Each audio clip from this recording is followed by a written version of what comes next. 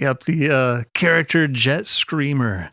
Every single line he had to include, baby, baby. Hey, baby, baby. Ah, ah, ah. That's right.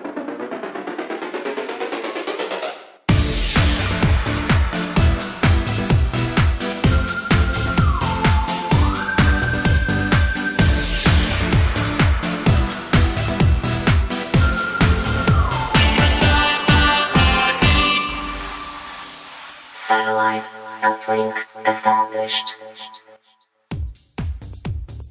Hey, everybody. Welcome to Super Sci-Fi Party, the only science fiction podcast that deals strictly with fun science fiction. I'm your host, Todd K., and with me is my co-host, Scott K. How you doing, Scott? Doing well. So, do you think the listeners out there know that this is our 456th take of the beginning of this show? I don't think they do.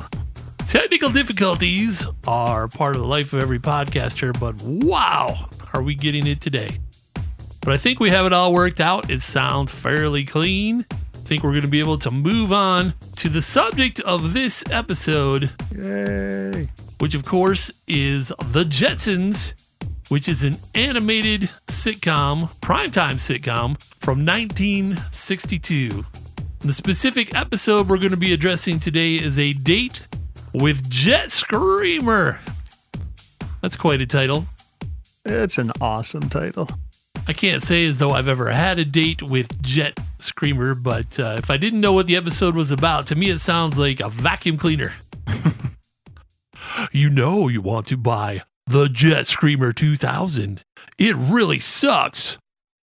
Dirt. I don't know why I find that lame joke so funny. Nice. The Jetsons was an animated sitcom produced by Hanna-Barbera Productions. It originally aired in primetime in 1962 to 1963. It ran one season, believe it or not.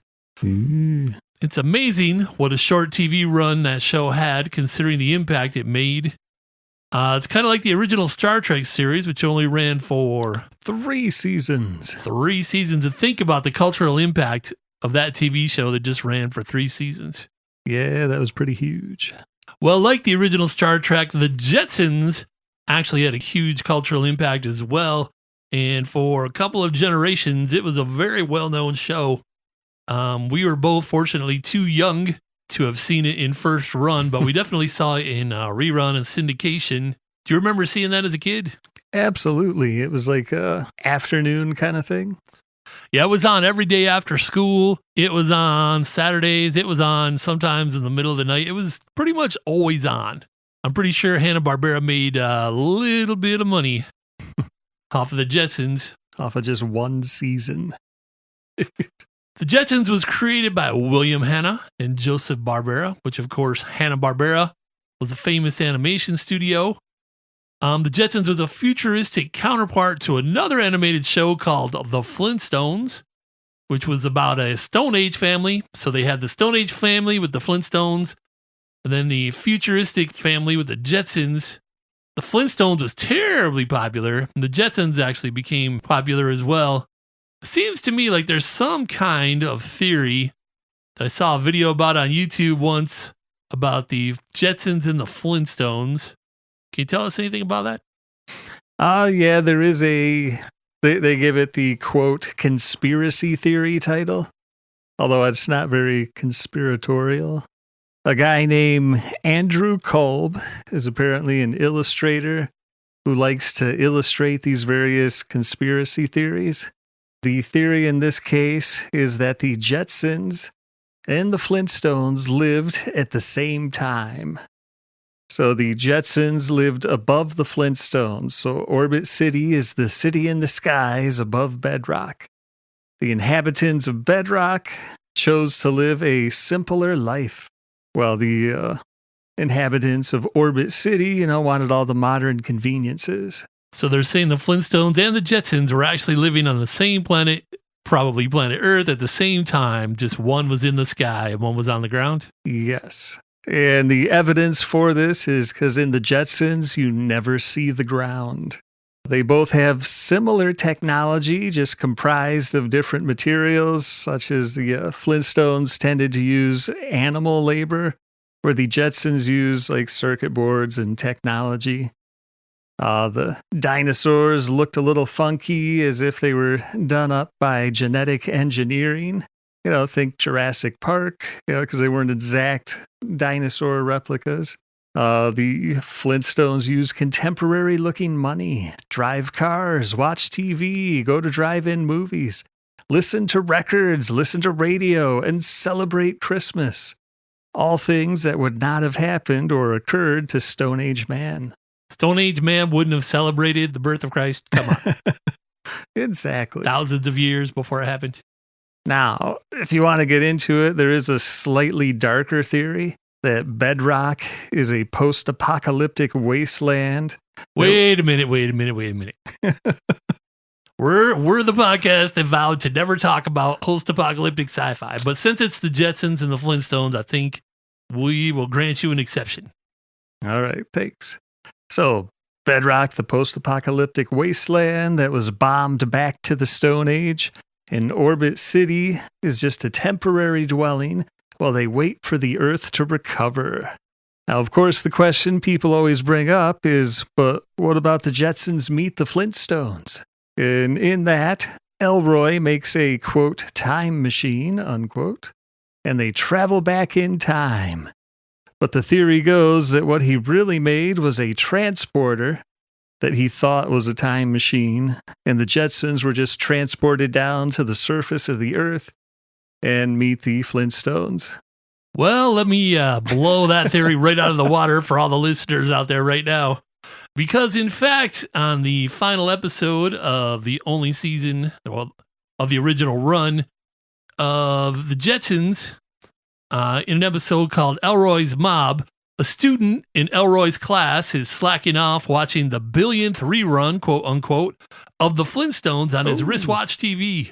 It's the 1960 episode, The Swimming Pool. Actually, now that I think about it, those watches aren't that far off from today's Apple Watches.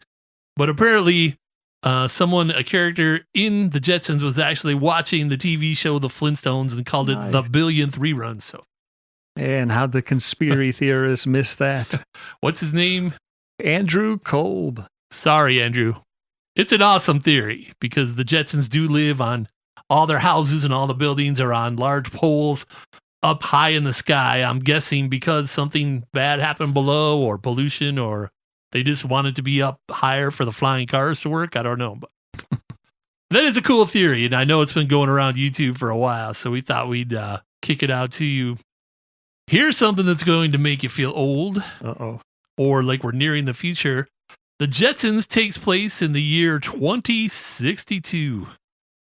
So we're only 42 years away from living in the time of the Jetsons. Ew. That's kind of crazy. It's like that Back to the Future thing that happened recently in the teens where they said the futuristic Back to the Future happened and we apparently already passed that date where we're supposed to have the jet skateboards and the whole thing, hoverboards. But we're 42 years from living in the time of the Jetsons, and that makes me feel pretty ancient. Because when we watch this, it seems so far away. Yeah, it really did. I'm going to ease my rotting corpse back into my sarcophagus so we can continue. And I'll tell you that The Jetsons was inspired by a book about the future called, wait for it, 1975 and the Changes to Come. So this was all supposed to be 1975? Well, it was inspired by that. And if you get the book, it actually has kind of like a dome-shaped building that actually was in Los Angeles in the 60s. And there's also a man in a jetpack. Nice. And of course, jetpacks have come to pass. They're not in heavy use, but they definitely exist. So there's at least one thing the book got right. Like the Flintstones, the Jetsons followed the day-to-day adventures of a typical, quote-unquote, mid-21st century family. George Jetson was the father. He was voiced by George O'Hanlon. Judy Jetson, the daughter, was voiced by Janet Waldo. Elroy Jetson, the son, was voiced by Dawes Butler. And Jane Jetson, the mother, was voiced by Penny Singleton. So have you ever known anyone named Penny in real life besides Inspector Gadget's niece? Nope. Wait, you knew Inspector Gadget's niece in real life? Oh, yeah. Wow, I'm just hearing about this now. Yeah, we used to hang out, Didn't you take her to prom? Oh, wait, that was Mom. Never mind. Ooh. Oh. I've only known one Penny in real life, and her name was Penny Wiggins. And she was dating one of my roommates when I lived in Las Vegas. And she was actually the magician's assistant to the amazing Jonathan, who is a famous magician that you might have heard of. To make a long story short, she got us free tickets to his show. We got to go backstage. We met him, and he was super awesomely cool. And his show was amazingly good. We actually got to go to a super exclusive Halloween party thrown by him. And we're walking around, and Chris Angel shows up. And, everybody kind of wanted to say hi to Chris, say, hey, what's going on? And he had an 8-person entourage kind of in a wall around him to stop people from talking to him. So, jerk. Oh, sorry. Must be catching that cold that's going around. I won't get Penny sidetracked anymore. The first show broadcast in color on ABC was The Jetsons. Really? How crazy is that? These days we think of shows that weren't shot in HD and we're like, ooh, that's ancient. Standard definition. Bleh. But it's tough to remember there was a time when every show was broadcast in black and white. But apparently not The Jetsons. As I mentioned earlier, the episode we're talking about today is a very fun episode titled A Date with Jet Screamer. The episode was written by Harvey Bullock and was directed by Hanna-Barbera. Jet Screamer, who's a rock star, was voiced by Howard Morris, who also did the singing for the character, which is unusual because a lot of times if you have someone doing the acting, they will have someone else doing the singing who's more of a specialized singer. But he actually did all the singing. He is best known not for an animated character, but for being a live action actor. He played the part of Ernest T. Bass on the show Andy Griffith. Because when you think futuristic fun in 2062, nothing springs to mind faster than the Andy Griffith Show, right? Oh, yeah. Right? Yeah. Maybe not. Ron Howard going down to a pond to go fishing. And Space fishing. Space fishing. The episode premiered on September 30th, 1962. You are our time monger. Did anything else happen important on September 30th, 1962? Ooh, happening in the world. A gentleman named James Meredith, a black man, registered for classes at the University of Mississippi. And this also inspired the Old Miss Riot of 1962. What? Because he signed up for classes? Because he signed up for classes. This is also known as the Battle of Oxford. And because of this, JFK ended up routing 3,000 federal troops to Mississippi. It's a good thing we don't live in a time of race riots. That would be scary. That would be. Now, on TV, I found some listings for this. The Jetsons, then parentheses, color, was up against Dennis the Menace, which was still in black and white, and Walt Disney's Wonderful World of Color, which was just the Walt Disney films that were shot in color. Walt Disney's Wonderful World of Color. That's bringing up some jokes in my mind, but I think I'll save them for myself. Other shows of the time include like Ed Sullivan Show, Bonanza, Car 54, Where Are You? Car 54, Where Are You? Yep. The Beverly Hillbillies, Mr. Ed, The Rifleman, as we mentioned, The Andy Griffith Show, and of course, The Flintstones. Thank you very much, Time Monger. You're welcome. Feel like that needs to have a ton of reverb and doubling. You're welcome. So the Jetsons was actually competing with the Flintstones. No, they were probably airing on the same network, I would assume. Yeah, the Jetsons were on a Sunday night, and the Flintstones were Friday night. Wow, so your whole weekend could just be rocking out to family animation. Yep. 1962 sounds like a cool time to be alive. The plot of A Date with Jet Screamer is teenager Judy Jetson is writing a song that she can enter into a Win a Date with Jet Screamer contest. Jet Screamer is a rock star whom Judy idolizes. Judy's father, George, hears about the contest and decides to sabotage Judy's song so she won't win because George doesn't want Judy going on a date with a rock star. Judy's little brother, Elroy, has been working on a secret code language with his friend, so George secretly takes Judy's song lyrics and replaces them with Elroy's crazy made-up language. George mails the contest entry thinking he's killed Judy's chances to win, but it turns out that the rock star loves the crazy made-up language and decides that Judy has won the contest.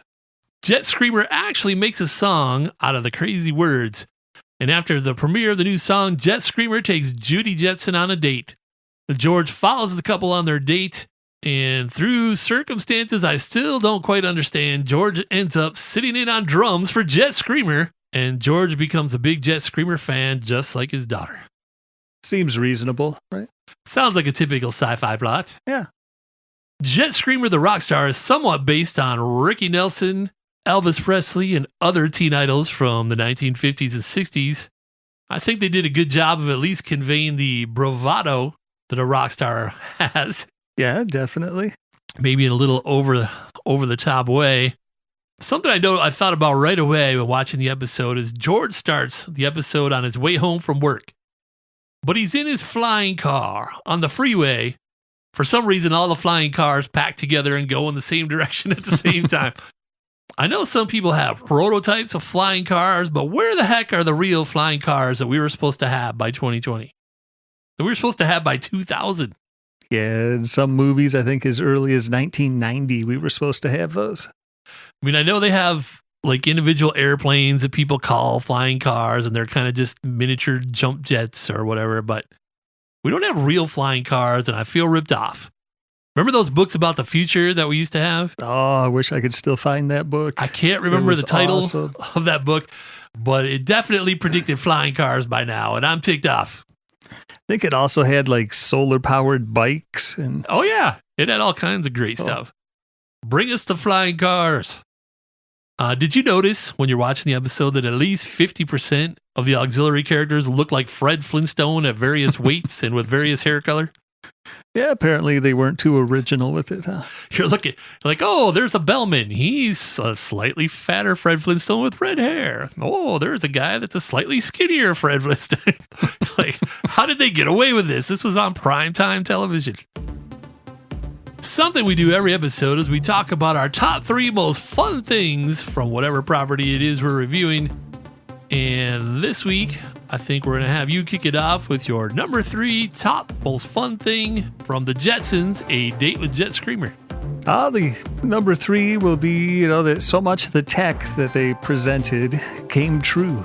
Like video phones, robot vacuum cleaners, a wall-size large screen TV, smartwatches with Siri-like interaction. It's just so much stuff that they had or predicted in 1962 actually came true. Don't forget treadmills for dogs. Treadmills for dogs, definitely. Let's see, moving on to number 2. They have a food processor there. They order a pizza. And the way they go about ordering it is they pull out an old computer punch card that apparently has the recipe on it and feed it into the machine, which then spits out a pizza. I wish we had that right now.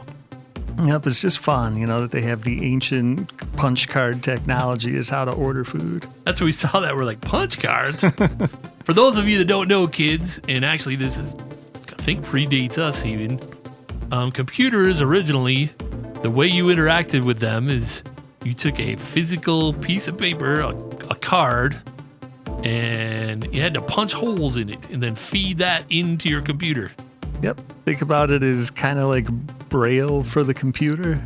If you think typing is hard, just imagine if you had to use punch cards. But apparently in the 1962 animated sitcom version of the future, punch cards can bring you flying pizza. And I'm going to have you hold off right there on your number 2 because I have a feeling, even though we have not compared our list, that we both have the same number 1. You see, I actually have 4 written down here. Ooh, Oh, you're supposed to have 3. I know. Well, if you have one that has nothing whatsoever to do with George Jetson, go ahead and give it now. Yep, the character Jet Screamer. Every single line he had to include "baby, baby." Hey, baby, baby. Ah, ah, ah. That's right. It was just great. It was out there. He was a super fun character. He was just the right amount of cheese, just the right amount of over-the-top bravado, just the right amount of rock star stereotype from the 60s. He was a lot of fun, and I can definitely see why that was your number. We'll call it 2.5. 2.5. My number 3 most top fun thing about the Jetsons, A Date with Jet Screamer. I just started right away, the very first scene, the aforementioned flying car, the great Hanna-Barbera sound effects. Everything in this episode had a crazy sound effect, and they're just amazing. That flying car, whatever, and then it goes, it moves up. What's it going? Moves down. Everything just had a sound effect that was amazing. I'm like, wow. Did you hear that sound effect? Everything just sounds fun. I don't know how it's possible that they can make everything, the robot vacuum cleaner cleaning the floor sounded fun. How do they do that? It's amazing. My number 2 most fun thing from the Jetsons, A Date with Jet Screamer, is the world premiere of Eep Op Ork Ah Ah, which is the song Jet writes out of Judy's incomprehensible lyrics, was cut together exactly like a music video. Did you notice that? I noticed it, but I didn't put it together like that. I mean, there were no music videos. There was no, MTV. No MTV. There was back when MTV actually showed videos. It was cut exactly like a music video. There were even lyrics, kind of like a lyric video on YouTube. They had lyrics on the screen here and there, and had him jumping around and his backup singers flashing on and off the screen. And it was just fun to see that in an animation that was that old. It was exactly like a music video back before they had music videos, which I thought was really cool. Yeah, I guess it would predate MTV by like 20 plus years. Yeah. So hit us with your number 1 most fun thing about the Jetsons, A Date with Jet Screamer, and I bet I know what it is. Of course. We'll say it on 3. 1, 2, 3. George Jetson drum solo. Yep, that's it. Okay, I'm not gonna lie. We did practice saying it together, but we both wrote it down independent of each other. It's amazing to see George Jetson play the drums. Yeah, amazingly, middle-aged father George Jetson just happens to play the drums, although they did allude to it earlier in the episode, but I don't think it ever comes up again. But George just happens to play the drums and just happens to sneak into the drummer spot so he can spy on his daughter while she's on the date. And George Jetson can jam. What'd you think about that jazzy solo? Oh, yeah. George Jetson was definitely jamming, kind of a Buddy Rich-esque kind of solo. It really was, and I loved his set, and the way some of it just looked like a flat survey. It made me think a little bit about MIDI trigger pads and things that we have today, but I think it was just to save on animating all the drums. Some of it was just looked like a flat, round desk that completely encircled him. Yeah, he was inside of a flat donut. Yep, 360 degrees around him, and I found interesting the way they animated it. When he's looking straight at you, you have his hands and his upper torso above the donut, and then below the donut are his feet. But if you watch closely, his feet never move. He twists to the left, he twists to the right. His feet never, I think, to save on the extra animation. Yeah. They never made his feet move. And then when he actually spins around 360, they pull the shot up so you can't see his feet. I thought it was pretty cool. But of course, it was amazing to see George Jetson doing a quote-unquote futuristic drum solo, which actually sounded like a very old-school jazz solo. Yeah, it definitely was. Even in 1962, I don't know that would have been thought of as futuristic, but it was super cool, super fun. George Jetson drum solo. I suggest if you like drums or you like the Jetsons at all, you find that episode because it's amazing just to see George jam it out on drums. And of course, through playing drums is what brings the end of the episode, because he walks into the house with his daughter Judy at the end, and his wife sees him. She's like, "Hey, George, how'd it go?" And they both start singing the Eep Op Ork Ah Ah song together. George and his daughter, and apparently they become friends and they both like Jet Screamer now. You wonder if that ever goes anywhere. Does Judy get a second date, maybe? Apparently not. I mean, it might not have been on TV. You never know. Speaking of drums, every episode we like to talk about the music from the property that we're focusing on that week. And the Jetsons has a great theme song composed by Hoyt Curtin. It has these ascending strings at the beginning, and they rise and rise and rise, and it kind of makes me think about rising to the future or rising because they live on giant poles off the ground, like their buildings are. It just goes up, up, up, and up. And I was doing a little research, and it turns out that the Jetsons theme song actually became a pop hit in 1986. What? The 1962 tune could actually be heard playing between Twisted Sister and Genesis on any of several rock and roll radio stations in Los Angeles in 1986. George and the family had an animated video on MTV of the song, and the Jetson theme, which had been re-recorded in stereo because it was originally mono, just one channel, reached number 9 on Billboard magazine's retail sale charts. Now, I have no memory of this whatsoever. No. Now, granted, we didn't live on the West Coast, but it's still Billboard is national. So number 9 hit. You think we would have heard of this, but I don't recall. When was the Jetsons remake movie, though? I believe it was later than 1986. Yeah, that was a surprise to me. I don't remember that, but apparently it actually hit number 9. 24 years after the show was off the air. That's impressive. When talking about the music for this episode specifically, of course, we can't leave out the fabulous first song that we hear Jet Screamer singing called Solar Swivel. So a lot of the songs in the early 60s, mid 60s, late 50s had dances associated with them, like the twist or the mashed potato. I'm trying to think of a more current reference.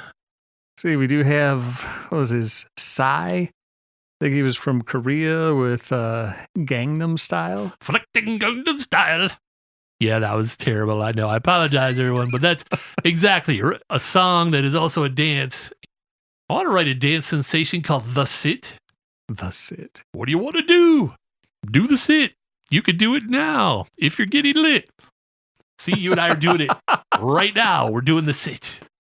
You just sit in place. I think that's kind of where I'm at. I can do that, yeah. That's kind of where I'm at in my life right now. Speaking of the music of this episode, Eep, Op, Ork, Ah.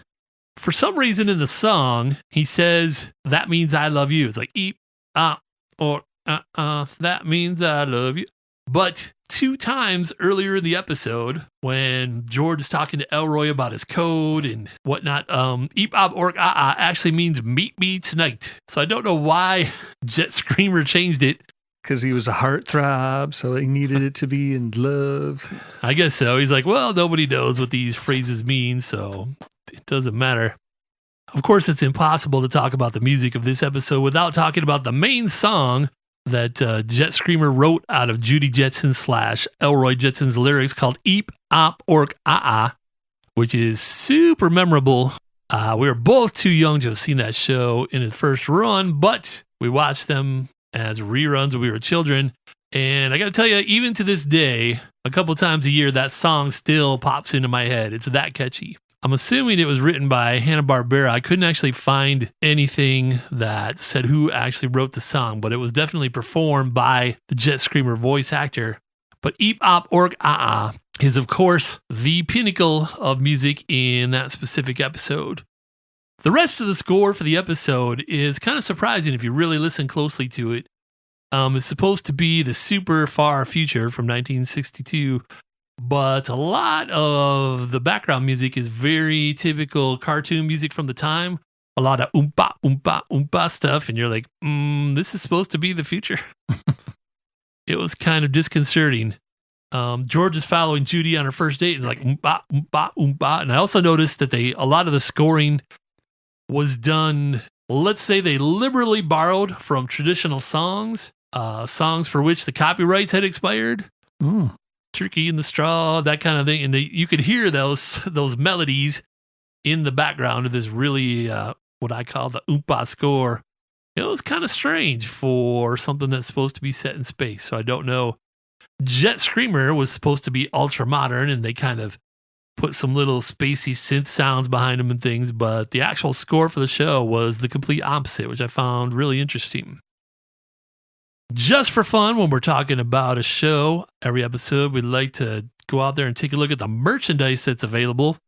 And I'm going to tell you right now, because you don't know what I wrote down, but this is going to be probably the most entertaining merchandise section that we've ever done. Really? And it's only 2 items long.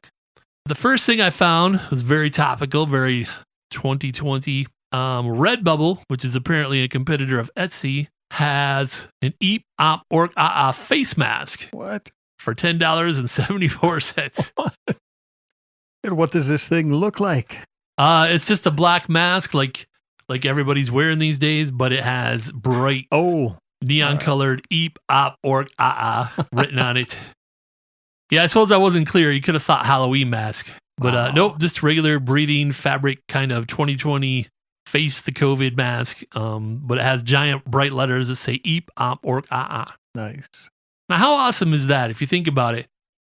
It was a song, fictional song by a fictional character on a animated TV show from 1962. And someone made masks for 2020 that has the song title in it. Pretty awesome. $10.74 at Redbubble. You can get that. I'd also like to say that we actually get no compensation from talking about the merchandise currently, because we just talk about it because I think merch is fun, especially sci-fi merch. So we just in case people are thinking this is some kind of commercial for us, we currently get nothing from talking about the merch. We just think it's fun. And now the one that I've been saving. Are you ready for it? Yep. eBay had a Jetsons Secret Wishes Rosie the Maid costume, and it was an adult costume, size extra small. Secret Wishes? Secret Wishes Rosie the Maid. Oh, now, wow. Rosie, for some reason, Rosie the Maid was not in this episode, but she is actually a rather full-figured robotic maid made of metal. And somebody, I guess, decided to make a sexy Rosie the Maid costume in 2020. Wow. Rosie the Maid is great, and she's nice to the kids, and she can clean really well, but I can't imagine she's the furthest thing from a sex symbol that I can think of. Especially since she's a boxy-looking robotic housemaid from a cartoon made in 1962. So who's out there donating their time and money to building a sexy Rosie the Maid costume? Someone who's run out of other ideas. In 2020. But if you know Rosie the Maid, it's worth checking out. It's on eBay. It's the Jetsons Secret Wishes Rosie the Maid costume. The one I found was size extra small, which doesn't make sense, because that is not Rosie, but it's something.